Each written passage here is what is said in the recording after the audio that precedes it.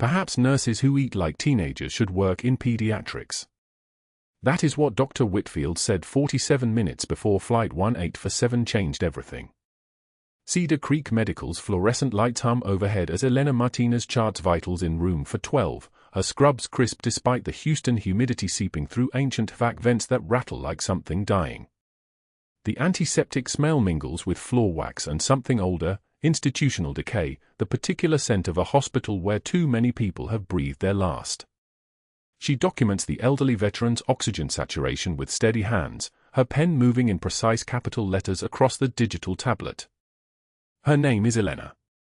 She has kept her head down for 2 years at this hospital. Nobody here knows anything else.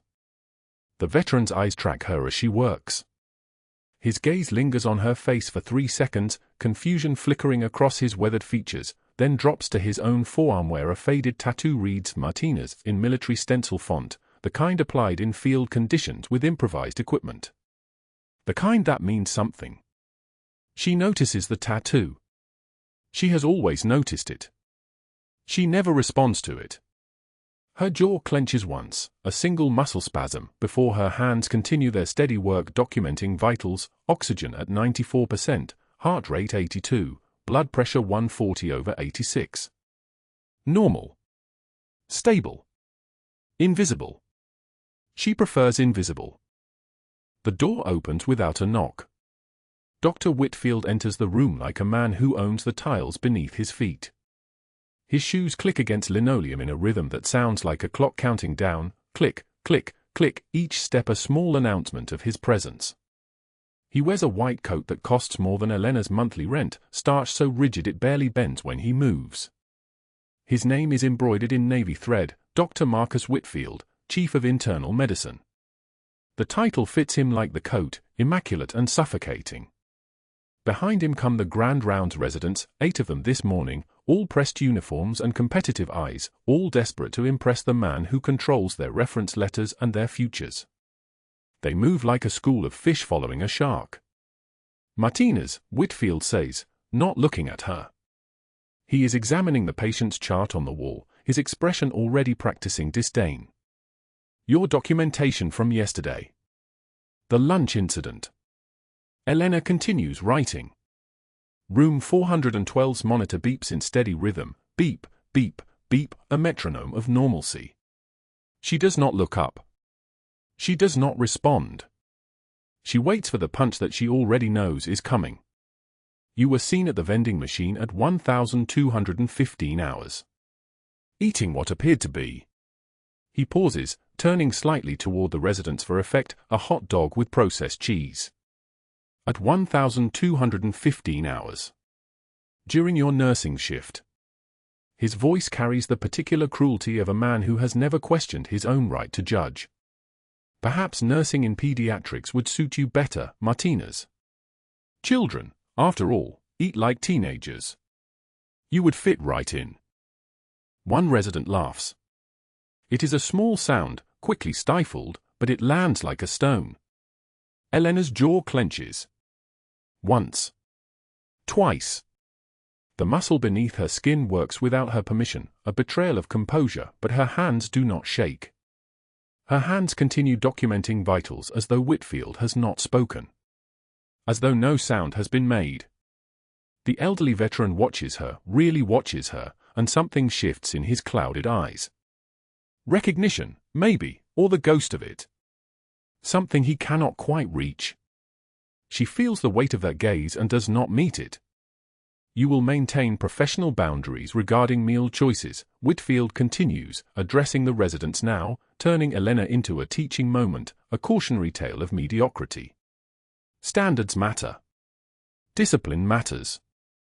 The nurses who allow themselves to deteriorate into slovenly eating habits are precisely the ones who allow documentation to deteriorate as well. Slippery slopes, all of them.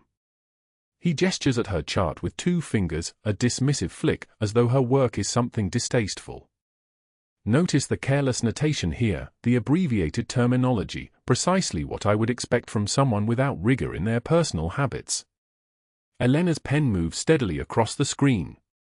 Her breathing does not change. Her heart rate does not elevate, she has trained it not to, trained it the way a sniper trains her breathing before the shot. The residents watch her face for a reaction, hungry for it, wanting to see her crack like a dropped mirror. They see nothing. There is nothing to see. There is only the steady documentation, the professional nurse, the one they will forget before they leave the hospital.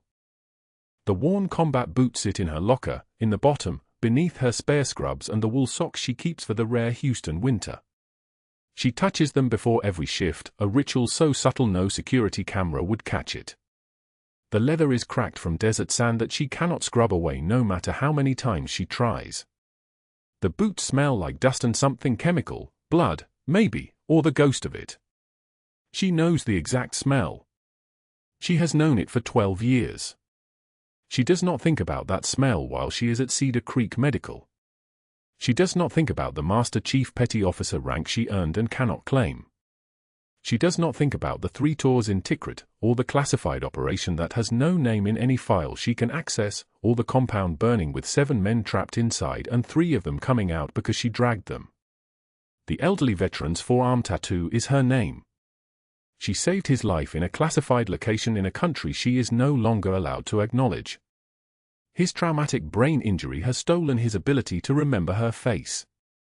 He stares at her anyway, some deep part of his nervous system recognizing something the conscious mind cannot access. She is grateful for his broken memory. She is grateful he does not know her. She is grateful nobody at Cedar Creek Medical knows who she really is. That will be all, Martinez, Whitfield says, already turning back to the residents, already moving toward the next patient, the next teaching moment, the next opportunity to establish dominance. Maintain standards. Elena nods. A small movement. An acknowledgement of his authority. This is what she does. This is what she has learned to do. The jaw clench is her only rebellion, and she has learned to hide it beneath professionalism and efficiency. She is invisible at Cedar Creek Medical. She has cultivated this invisibility like a garden, tending to it carefully, making sure nothing grows large enough to be noticed. The residents follow Whitfield out of the room, their expensive shoes clicking on linoleum, their conversation already moving to the next patient, already forgetting her. The door closes with a soft hiss of pneumatics. Elena's pen continues moving. Room 412's monitor continues beeping. The elderly veteran continues watching her with confused recognition and something else, something that lives beneath language, beneath memory, beneath the wreckage of his brain injury. Something that remembers. She finishes the chart at 1,347 hours.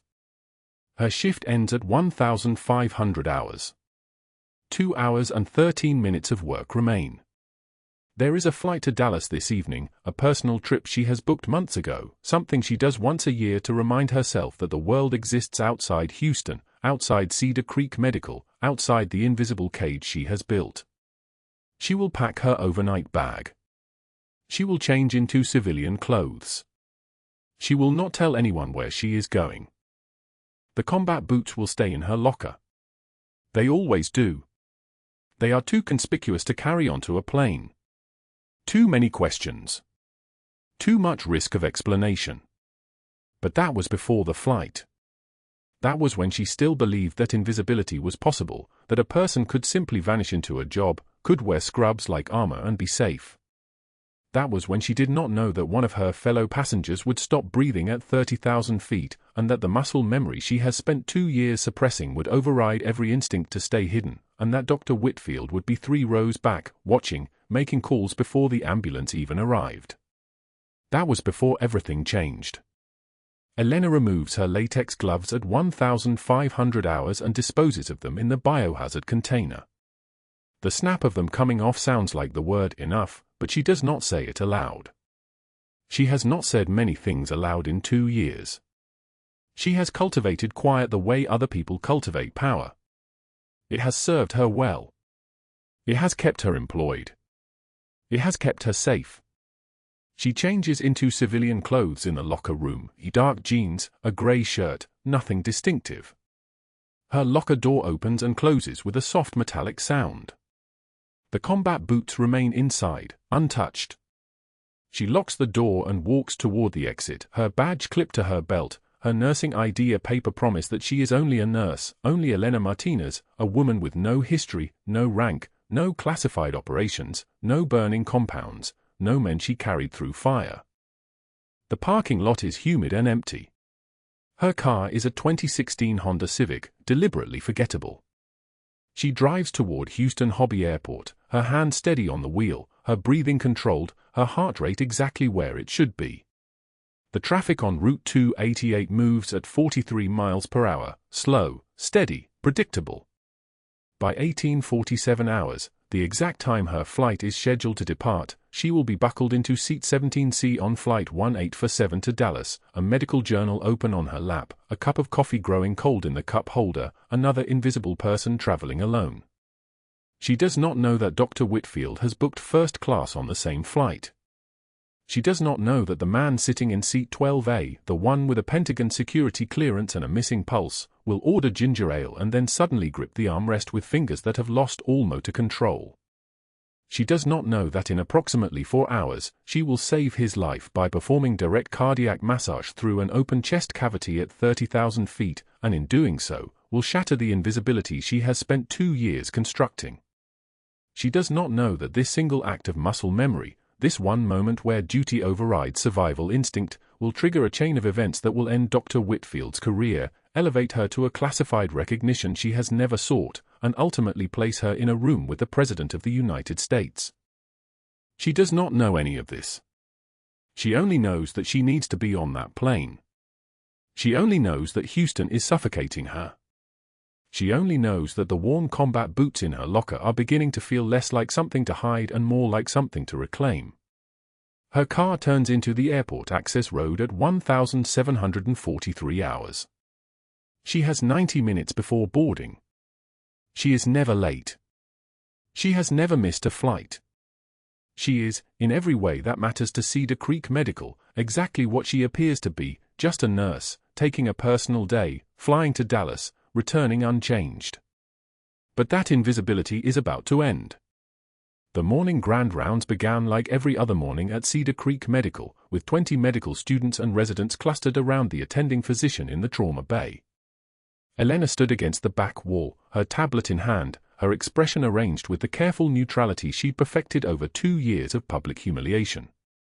The fluorescent lights hummed their usual mechanical song above, casting everyone in that flat clinical white that made skin look like something already dead. Dr. Whitfield held up her charting from the previous shift. He didn't have to raise his voice, the architecture of the room already belonged to him, the way powerful men's voices always did, filling the space before they even spoke. "This is mediocrity that infects this institution," he said, turning the tablet so all 20 students could see Elena's meticulous documentation. Observe how Nurse Martinez documents without clinical insight. A perfect example of checkbox nursing. The vitals are there, yes, but where is the clinical reasoning? Where is the synthesis? He let the question hang while his eyes found Elena against the wall. This is precisely why some staff members should remember their place in the hierarchy. Elena's jaw flexed once, a small muscle twitched near her temple, the only tell. She didn't look away. She didn't flinch. She stood with her hands clasped behind her back, a posture that might have looked submissive if you didn't know what those hands had done in Tikrit, how they'd held 3 men through fire and darkness. The students shifted uncomfortably, the way people do when they sense something dangerous in the room, though they couldn't have named what it was. Whitfield was the one who looked comfortable. He smiled as he set the tablet down, already moving on to the next case, the next opportunity to demonstrate his superiority to the assembled learners. But that wasn't the worst part. Later that afternoon, Elena stood in front of a vending machine on the 3rd floor, that ancient humming box that dispensed overpriced candy and stale chips to staff who'd skipped lunch. She inserted $2 and selected a candy bar, her fingers precise as she pressed the buttons.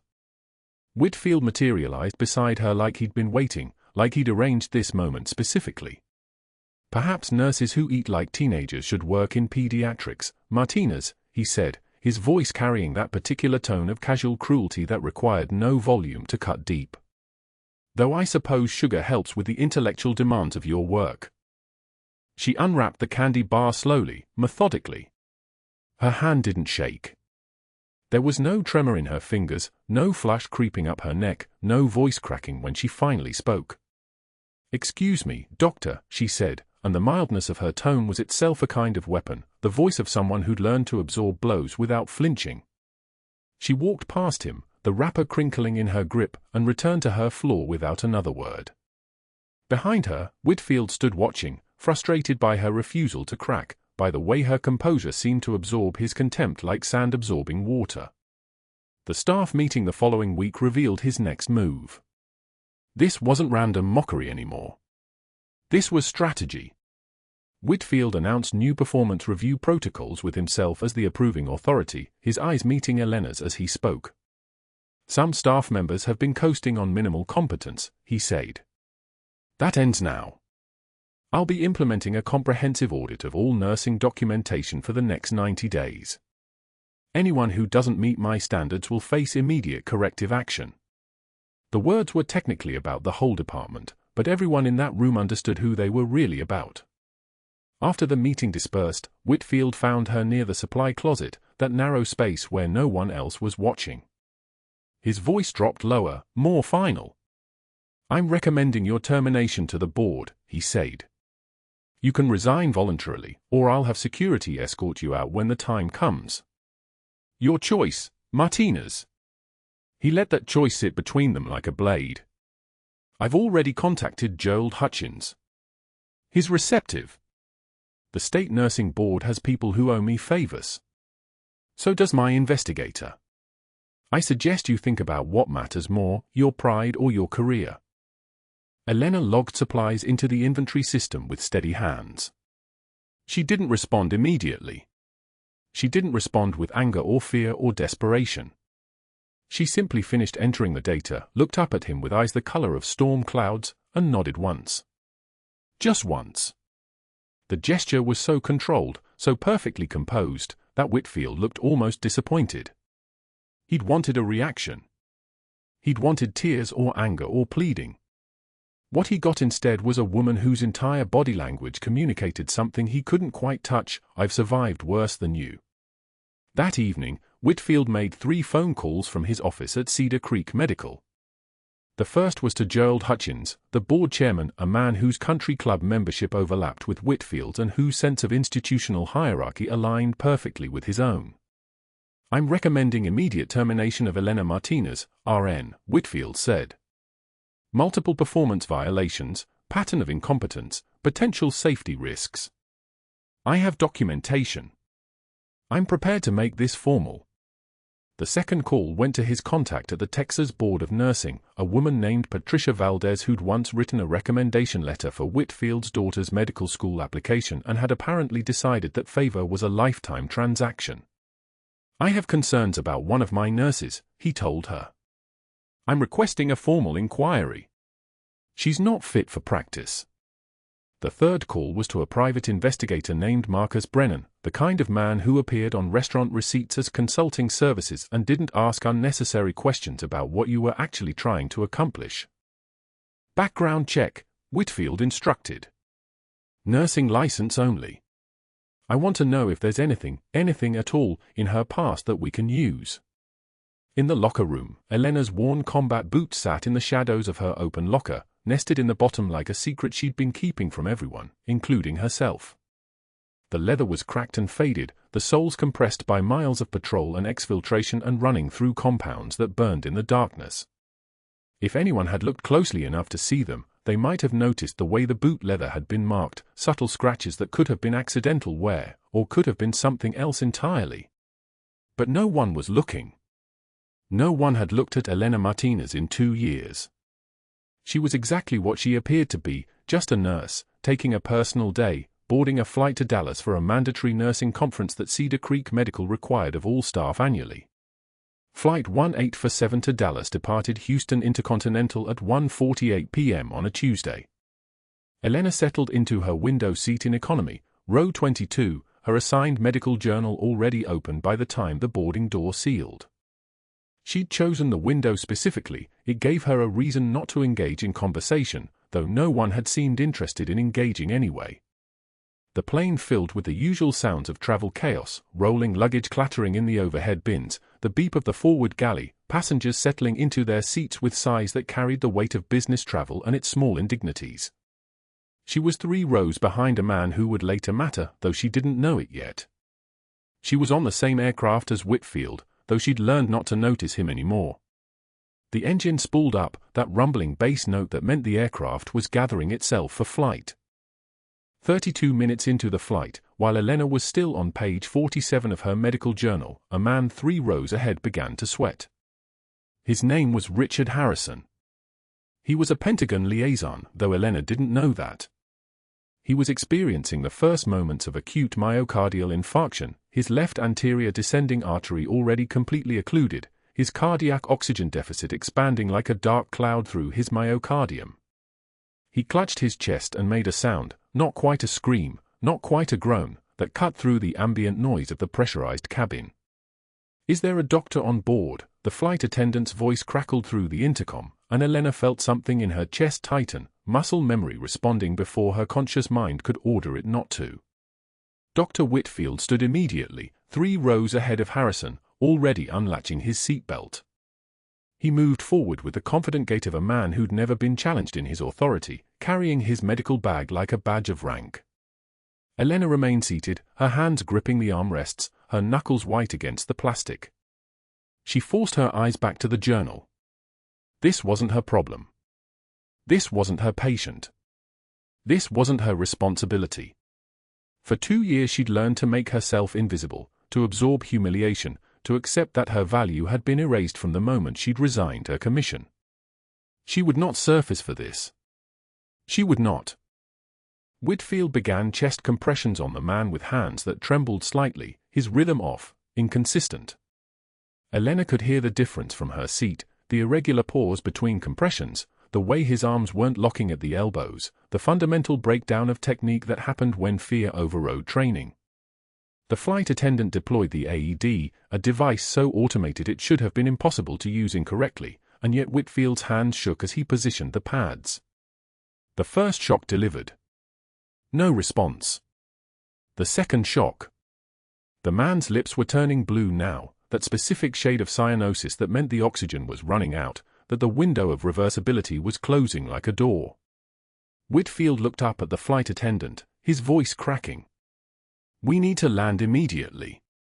"I can't." Elena unbuckled her seatbelt. Elena unbuckled her seatbelt and moved. No hesitation. No prayer. Just motion, the kind that came from muscle memory older than her nursing license, older than her careful 2 years of invisibility at Cedar Creek Medical. The man in 12C had been reading a newspaper when his chest seized. 47 years old, Elena had noted automatically from across the cabin, the grey at his temples, the soft hands that had never done hard labor.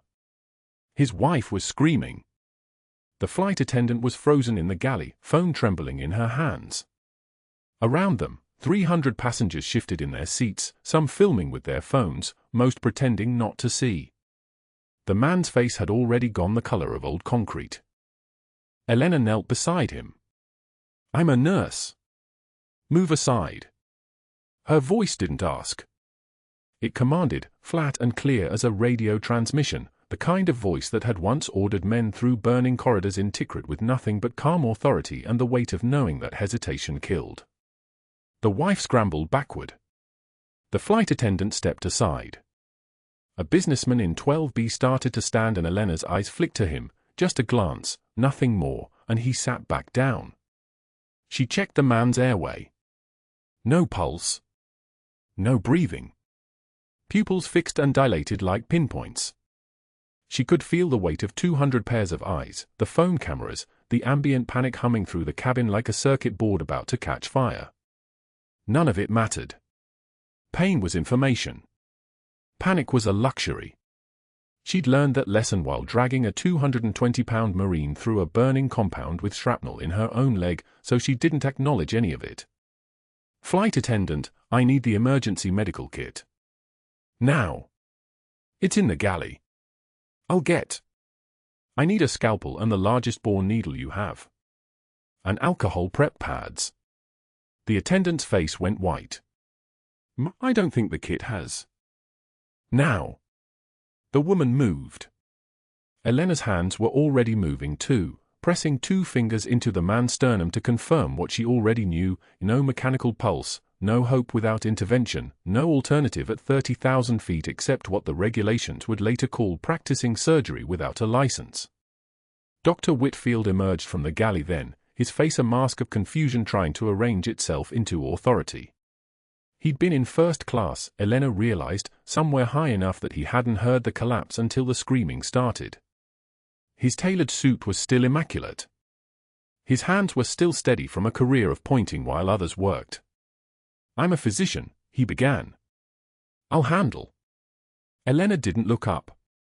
"Step back, doctor." The flight attendant physically placed her hand on Whitfield's shoulder and pulled him away. It wasn't a request. It was a command, and she'd recognized the voice that gave it, the kind of voice that didn't repeat itself. The emergency kit arrived. Elena sterilized her hands with alcohol prep pads, the sharp chemical smell cutting through the recycled air of the cabin like a scalpel through skin. She could hear Whitfield's breathing from the galley, shallow, panicked, the sound of a man watching someone else handle the impossible with the kind of casual precision he'd spent 30 years pretending to possess. Elena's hands made the decision before her mind caught up to the consequences. She made a precise incision below the sternum, cutting through skin and fat and muscle with the scalpel's blade moving like it had muscle memory of its own, because it did, because some training never leaves you, because Master Chief Petty Officer Elena Martinez had performed emergency thoracotomy in the back of a Humvee with a Marine bleeding out in her lap, and 2 years of scrubs and hospital hierarchies couldn't erase what her hands already knew. Blood soaked her sleeves immediately, warm and sticky and real. Passengers gasped and turned away, their phones dropping or shaking in their hands. A woman 3 rows back vomited quietly into her lap. Elena's focus narrowed to the incision, the exposed cavity, the heart that needed to be compressed manually because it had stopped knowing how to beat. She placed her hand directly on the heart and began chest compressions, steady, rhythmic, with exact pressure and exact speed, the kind of massage that felt like murder and felt like salvation simultaneously. 1 second. 2. The man's face was still the color of death. 3. 4. His wife was sobbing against the window. 5. 6. Elena's shoulders moved with the compressions, her whole body engaged in the mechanical act of beating someone else's heart because he couldn't beat his own. 2 minutes passed like a held breath. 3. The cabin was silent except for the rotor wash sound of the engines and the wet compression of cardiac massage and the beeping of the pulse oximeter showing nothing, nothing, still nothing. And then, a gasp. A single involuntary breath that came from somewhere deep in the man's chest, the lungs remembering they existed. Elena felt the flutter return, weak and irregular, but present. She didn't stop compressions. She couldn't stop. The pilot's voice came over the intercom, preparing for emergency descent. Medical emergency on board. All crew to stations. The man's eyes flickered open. Confused. Gasping like he'd been underwater for hours. Elena maintained compression and looked up at the flight attendant without stopping the rhythm of her hands. For access. Oxygen.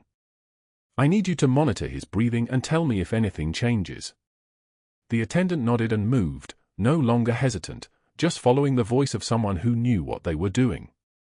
The descent was controlled chaos. Elena remained on her knees beside the man, maintaining compression until the pressure changed in her ears and the cabin tilted and the wheels came down with a hydraulic shudder. Paramedics were waiting at the gate in Dallas, real paramedics with equipment and training and the kind of authority that came with a uniform. Elena released compression as they boarded, and the lead paramedic, a woman with salt and pepper hair and the bearing of someone who'd seen everything, stared at the open chest, the manual compression, the 4-line the flight attendant had managed to place, the oxygen delivery system Elena had improvised from cabin equipment. "Who the hell are you?" the paramedic asked. Elena sat back on her heels. Blood covered her scrubs from mid-chest down. Her hands were shaking, not from fear, but from the adrenaline dump, the shock of what she'd just revealed, the recognition that invisibility was over. "Just a nurse," she said quietly. And that's when Dr. Whitfield stepped forward, his composure reassembled, his phone already in his hand.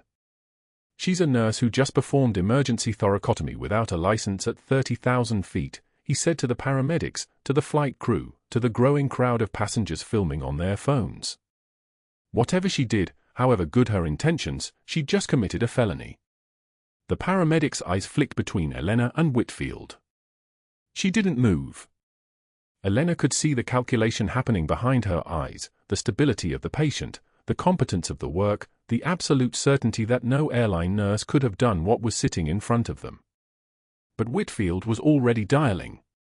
His fingers moved with the precision of someone making calls he'd made before, activating contacts the way he activated theater staff to orchestrate a grand rounds humiliation. The first call was to the hospital board chairman. Elena could hear the tone of his voice shift to deference, to the careful architecture of a man explaining how his subordinate had just committed a crime. The second call was to the state nursing board. The third was to someone at his private investigator's office. By the time the patient was wheeled away, alive, stabilized, breathing on his own, the machinery was already in motion. Elena could feel it like pressure changing, the way the air temperature drops before a storm hits. She stood up slowly, her knees aching from the compression work, her mind already 3 moves ahead to what this would mean. There was no invisible anymore. There was only whatever came next, and she could feel Whitfield smile from across the galley like the heat from burning fuel.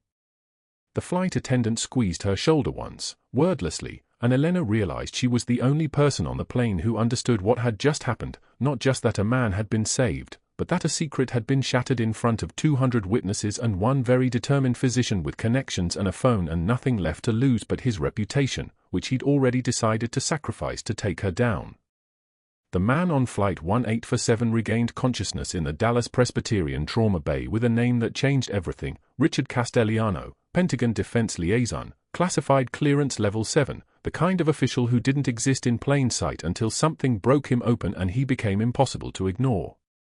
The flight attendant had whispered his credentials to the paramedics, his very important, as if importance could measure against the simple fact of a heartbeat restored by hands that shouldn't have known how to restore it. Elena stood in the airline security office 2 hours later, still wearing the same scrubs, the fabric clinging to her skin with the particular dampness of another person's blood gone cold, giving her statement to a TSA officer with a notepad and the expression of someone documenting a miracle they didn't quite believe had happened. "What is your nursing license number?" the officer asked, pen poised. Elena recited it without hesitation. The officer wrote it down. He had no idea he was documenting the end of her career. Across the terminal, Dr. Whitfield sat in a private airline club lounge with a phone pressed to his ear, his jaw working like a man grinding through broken glass. His first call went to board chairman Marcus Hutchins at Cedar Creek Medical, not a request for advice, but a briefing, clinical and precise: "We have a problem." Elena Martinez performed an open thoracic procedure on Flight 1847. Completely outside her scope. "I was there. I witnessed it. She endangered patient safety and violated every protocol we have." Hutchins' response was already prepared, already decided. "I'll notify the state board immediately. We need documentation." Whitfield's second call went to his contact at the Texas State Board of Nursing, a woman named Catherine Pierce who owed him 3 favors spanning back 7 years. "Catherine. Whitfield. I need you to flag a license. Elena Martinez, Cedar Creek Medical. She performed cardiac massage, open chest, without physician supervision. I have a witness statement. I'll send the documentation." He didn't say that the documentation didn't exist yet. He didn't say that he was about to create it. The third call was to his private investigator, a man named Derek Holloway who specialized in background clarification, which was Whitfield's term for digging up anything that could be weaponized. "Derek. I need everything on Elena Martinez. Military service, financial records, any gaps in her employment history. I need it by tomorrow morning. Price is not a concern." The calls took 6 minutes total. By the time Elena finished her statement to TSA, her termination had already been decided by 3 separate people who hadn't heard her voice or looked at her face. The termination papers arrived at her apartment 48 hours later, delivered by a security guard Elena had never seen before, a man with the uncomfortable expression of someone executing orders he didn't question. The official letterhead of Cedar Creek Medical was crisp and white and absolute: termination of employment, Elena Martinez, RN. Effective immediately. Grounds: practicing beyond scope of license, endangering patient safety, violation of Protocol 7.3.2, conduct unbecoming a nursing professional. There was no hearing scheduled. There was no opportunity to respond. The letter included instructions to return her hospital badge and to collect her belongings from her locker under security supervision. The finality of it sat in her hands like a stone. She didn't call anyone. She didn't cry. She pressed the letter against her leg and stood looking out her apartment window at the Houston streets below, at traffic moving with the assumption that tomorrow would resemble today, that invisible people could remain invisible if they simply accepted the terms of their invisibility. But that term had just expired. Cedar Creek Medical's nursing station fell silent when she walked in with a security escort, her backpack slung over one shoulder, her jaw tight in the particular way that meant she was restraining something that wanted to be released but wouldn't be. The other nurses looked away, that practiced avoidance of something that might be contagious. Elena moved to her locker, number 247, the space she'd occupied for 2 years, and began removing the personal items she'd accumulated: a forgotten granola bar, an extra pair of compression socks, a small photo of the Cedar compound taken from the air, the kind of photograph that shouldn't exist in a hospital locker because it documented a place and a time she wasn't supposed to remember. Her worn combat boots were at the bottom, still in the plastic bag from the TSA, the leather cracked from 100-degree desert heat and 1,000 kilometers of patrol. She placed them on top of everything else in her backpack. The security guard stood 3 feet away, not looking at her, not moving. It took 4 minutes to pack a 2-year tenure. The nursing station remained silent. No one said goodbye. No one said anything at all. Her final stop was the hospital laundry drop-off in the basement, a small windowless room that smelled of industrial detergent and hot steam and the particular staleness of a space that existed only for the sake of function. Elena carried her clean hospital scrubs in a neat stack, pressed, folded, ready to be washed and assigned to someone else. An older woman named Dorothy worked the laundry counter, had worked there for 30 years, and had a gift for recognizing people by the way they moved rather than the way they looked. Dorothy watched Elena place the scrubs on the counter with folds so precise they looked like they'd been measured by instruments. The creases were sharp enough to cut skin. Elena pressed them once more with her palm, muscle memory translating the motion from Tikrit, from dress uniforms pressed in a tent while mortar fire painted the horizon orange, the precision a kind of control when control was the only thing left. The fabric smelled of antiseptic and something else, not quite failure, but the particular scent of a door closing on a life that had finally begun to feel like it might have a place to exist. Dorothy said, "You didn't deserve this, honey." Elena's jaw clenched once. She nodded. She didn't respond. She turned and walked out of the basement and out of Cedar Creek Medical and out of the hospital where she'd spent 2 years pressing herself smaller and smaller until she'd nearly disappeared entirely. But that wasn't the worst part.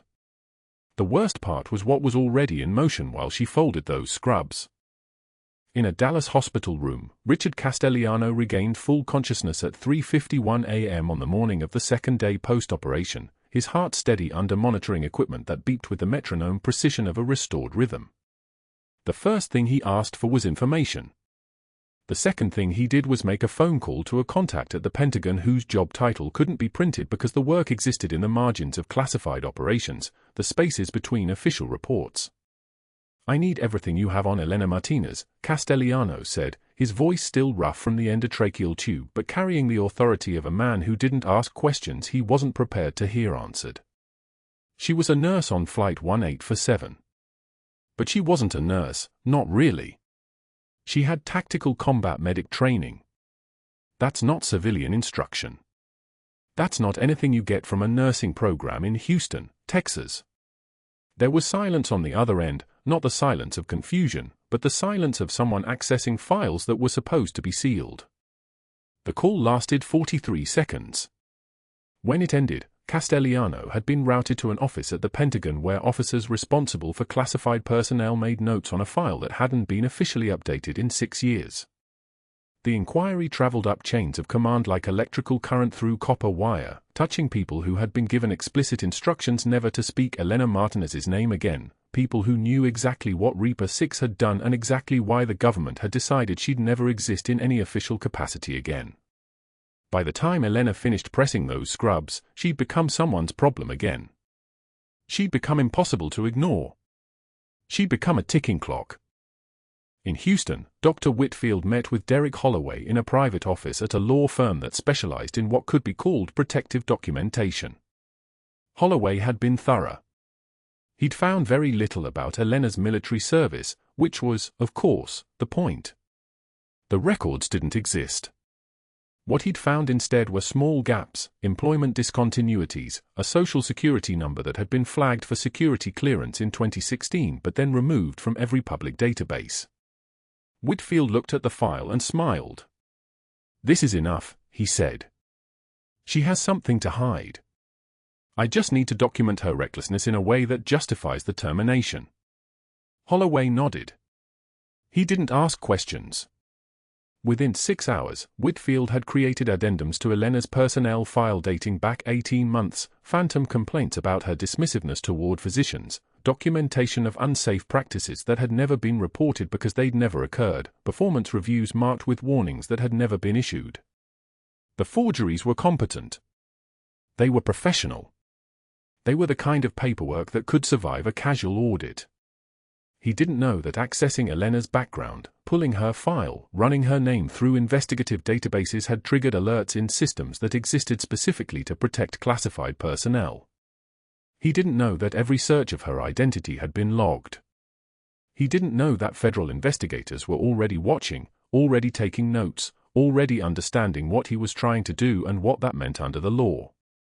Whitfield sealed the forged documents in a folder and scheduled a meeting with the board chairman for the following week. He believed he had won. He believed that documentation and connections and authority were enough. He was catastrophically, irreversibly wrong. But Elena didn't know any of this yet. Elena only knew that she'd folded her scrubs one final time and placed her worn combat boots on the passenger seat of her car and driven home to an apartment that had never quite felt like home, to a life that had never quite felt like living. She didn't know that military convoys were being mobilized. She didn't know that 2-star generals were reading her unredacted service record to rooms full of silent officials. She didn't know that a Pentagon liaison was showing her name to congressmen and senators, that her photograph was being circulated through channels that could move mountains. She didn't know that in 3 days, the life she'd been hiding in would end completely and something else, something terrifying and necessary and overdue, would finally begin. The FBI warrant hit Cedar Creek Medical at 2:41 p.m. on a Wednesday. 2 agents in dark suits moved through the executive corridor like they owned it, which, for the next 4 hours, they did. Dr. Whitfield sat at his mahogany desk, reviewing the fabricated personnel file he'd spent the last 72 hours constructing, a masterpiece of administrative sabotage. Phantom complaints. Policy violations. A carefully documented pattern of recklessness that would justify her termination retroactively and protect him from any questions about why he'd pushed so hard to destroy her. He didn't hear them enter until the lead agent placed the warrant on his desk with the precision of a surgeon placing a scalpel. Dr. Marcus Whitfield, you're under arrest for falsifying federal documents and unauthorized access to classified military personnel records. The agent's voice was flat, professional, the kind of voice that had delivered worse news to worse people. Whitfield's face drained the color of skim milk. His hand reached for the file, instinct screaming at him to hide it, but the second agent was already photographing each page with a phone camera that clicked and whirred like teeth closing. "I don't understand," Whitfield said, his composure fracturing like dropped glass. "Your investigation of Elena Martinez triggered alerts on a sealed Special Forces file. Your forged documents constitute federal evidence tampering. Stand up, please." The handcuffs went on with a soft metallic click. Stainless steel, cold, the kind of cold that bypasses skin and goes straight to bone. Whitfield's mind spiraled through the calculus of his destruction. He'd been so focused on removing Elena that he'd never considered what she might actually be. The Pentagon wouldn't care about a terminated nurse. But they would care about someone with their fingerprints on classified intelligence. They would care very much. The walk from his office to the lobby took 90 seconds. It felt like 90 minutes. His legs moved in a mechanical rhythm that had nothing to do with choice. The elevator doors opened on the ground floor and the photographers were already waiting, 3 news crews positioned by the vending machines, tipped off by someone high enough in the Pentagon chain of command to move mountains and reporters. The images captured everything: Whitfield's face collapsing, his pressed suit and polished shoes, the handcuffs glinting under the fluorescent lights like evidence, and directly behind him, the vending machines where he'd once stood telling a young nurse that perhaps nurses who ate like teenagers should work in pediatrics. The photographs went viral before his car left the hospital parking lot. Houston doctor arrested after firing decorated war hero. The headline appeared on every news outlet in Texas within 3 hours and on national networks by evening. The hospital's board chairman, Charles Hutchins, received a visit from the hospital's legal counsel and 2 federal investigators at 4:15 p.m. They brought copies of emails, the ones where Hutchins had written, "Whatever it takes to remove her," and they left him with a single question: "Did you know she was active duty?" Hutchins's hands trembled as he dictated his response to a legal team that suddenly cost $900 an hour. He released a statement claiming Whitfield had acted without board approval or knowledge, though the email chain told a different story. The board began distancing itself from him like he carried a contagion. Within 48 hours, 4 board members resigned. A 5th suffered a convenient heart attack that sent him to Florida for early retirement. The state medical board opened an investigation into Whitfield's conduct and pattern of behavior.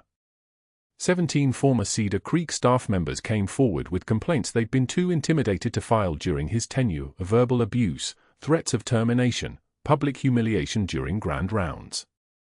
The collective weight of these voices created something that no single complaint could accomplish: a pattern of predatory behavior that went beyond professional misconduct. It went into character defect territory, the kind that medical boards marked with permanent revocation. Meanwhile, Elena stood in a Pentagon briefing room at the Naval Air Station Joint Reserve Base in Houston, surrounded by officers whose shoulder boards carried the kind of weight that made civilian clothes look like costumes. A 3-star admiral, his face lined like a map of 30 years of decisions that couldn't be unmade, explained the situation with the directness of someone who'd given worse news to better soldiers: "The president wants to correct the record. Your service was classified. What happened on that plane brought unwanted attention. We can't put the genie back in the bottle, Master Chief. So we're going to honor you properly." She didn't respond. The composure that had served her through 2 years of humiliation held steady. Her jaw was iron. Her hands remained flat on the briefing table. An admiral, a 3-star admiral, someone who commanded carrier strike groups and nuclear submarines, waited for her to speak, and the silence stretched like a rope pulled taut. When she finally opened her mouth, her voice came out 3 octaves lower than it had in the hospital. "Sir, I'm ready." The words carried the weight of someone who'd been ready for 18 months and simply waited for the world to catch up. The next day, Whitfield's attorney negotiated a plea deal. 5 years probation. Permanent loss of medical license. 2,000 hours of community service assigned to teaching CPR certification classes at Houston Community College for minimum wage, $14.50 an hour, roughly what the vending machine charges for a bottle of water. The irony was so precise it seemed choreographed.